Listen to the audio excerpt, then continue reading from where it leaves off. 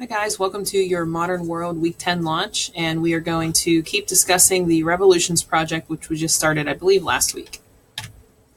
Your pace chart, again, that's found in Google Classroom, and we are on week 10. So you can see the green box over on the pace chart.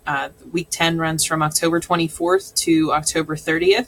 So you should be just about finishing up the French Revolution causes focus area, as well as at least started the Revolutions project. But there are still a fair amount of you who have not yet done the Ideas to Change the World project.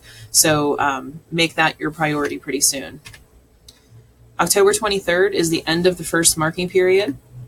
If you have not submitted the first project, zeros will be entered to give you a more accurate representation of your grade. So last year we pretty much just had it as it always just said incomplete, which that doesn't really give you an idea of where you would be if you didn't do that project. So I think it's easier to hide behind that incomplete and just be like, oh, I didn't do it yet. But if we put in those zeros, you're going to see your score drop really quickly. The good thing is that you have the opportunity to go back and redo projects at any point in the year. So we just have to be able to give you a grade for something. So if you have not done a project, just like in brick and mortar, you're going to get a 0 for it. However, what's different with cyber school in our school is that you get the opportunity to go back and do it for full credit. So, and just a reminder too that instructional launches cannot be completed for credit if they are done past the due date. So you're welcome to go back and look at old ones to get a better idea of how to do the project again. But if you submit them at this point, they're really not worth anything. So they're more for your help, but they cannot be applied towards your grade. Because we did have too many people at the end of last year going back 6 months into the year and trying to submit things. So that's just not how it's going to work this year. So for a history project, if you see how it turns yellow there, if you hover over it, it would tell you that there are 3 skills that were scored below a 3.0. So remember that you're scored on your cognitive skills. So if we have it completely blank, that means we have not yet seen you do those skills. So we are going to put a 0. Again, you have an opportunity to go back and make that green at any point. We are into the project on the revolution. So you guys are growing up in a time that there are revolutions pretty much every single day for all different sorts of things. So this is probably a pretty common thing you're used to seeing on social media and on the news. But what I want to do is I only had one person submit the first checkpoint last week. So I'm going to put pump the brakes on the project for this week, give you guys a chance to get caught up. And I'm going to focus more on the French Revolution causes focus area to try to help you guys master that one and pick up some understanding of that content. So what's important to know for the French Revolution causes, they're going to refer a lot to this term called 3 estates.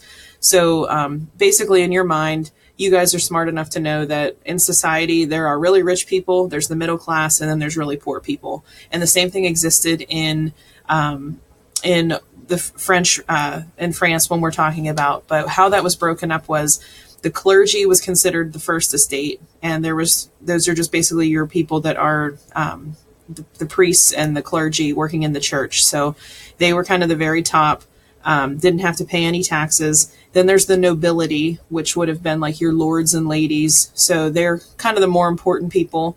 And they paid some taxes, but not very many.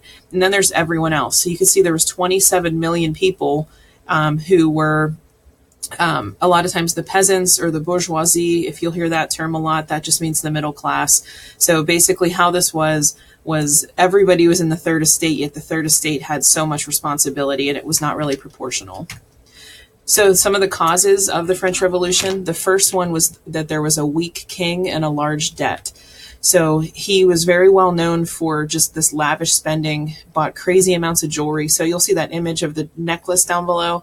That was a $40 million piece of jewelry that he bought for Marie Antoinette at the people's expense. So he was buying jewelry and having all these parties, but meanwhile running France further and further into debt.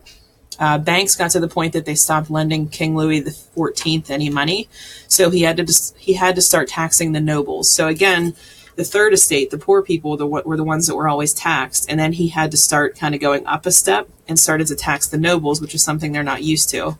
So the nobles got angry. They called the king and they tried to schedule a meeting called the Estates General. So one thing to know, the Estates General is an assembly of representatives from all 3 estates. So it's a representative from the clergy, the nobles, and then the bourgeoisie and the peasants. Okay, so they called all those together. and they hadn't met for 175 years. So this is something they were just kind of airing their grievances. Another cause was high taxes and famine. So the taxes and the price of basic foods doubled for the peasants. So people really survived in that time on bread in France. That was the number one source of food. So they doubled the prices for the peasants. And then also there was some weather things that happened. There was a drought, which means there was no rain, and it was followed by a really, really cold winter. So no crops were able to grow for like almost a year, which resulted in a famine. A famine is just a shortage of food. So basically peasants were just starving to death. So when you're starving and you're in that predicament where it's kind of fight or flight, they kind of started to get angry, and they realized they needed to uprise and revolt and try to save their lives. Another cause was the Enlightenment ideas. So for those of you who have done the first project of Ideas to Change the World, you guys should be pros in what the Enlightenment was and what those people, some of those ideas that really sparked the revolution.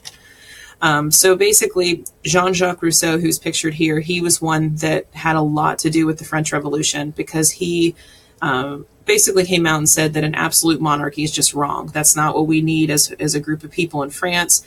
So the middle class, or the bourgeoisie, kind of took over that idea and started to run with it. And they started to demand more basic freedoms, like the freedom of speech, also wanted a representative democracy, which is what we practice in the United States.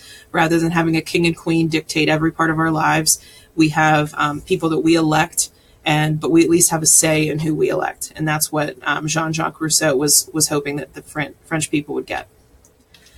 And then the last one, cause number 4, would be the inequality of the third estate system. So as you can see in this picture here, if you look closely, it's actually the members of the clergy and the nobles riding the back of this poor peasant man. And that's a good representation of how this time in France was. The third estate, who were the poor people, had to pay most of the taxes, even though they were the poorest estate. So they just continued to get poorer and poorer. Nobles paid very little taxes, and the clergy paid no taxes at all. And then despite paying most of the taxes, the bourgeoisie had no political power, which made them grow resentful. So they were responsible for a lot of the taxes, but then they were not actually having their voices heard in politics. So just continued to grow more and more resentful. So hopefully, if you listened to that and took a few notes, you should have no problems passing that French Revolution causes focus area, because that was pretty much that whole focus area in a nutshell.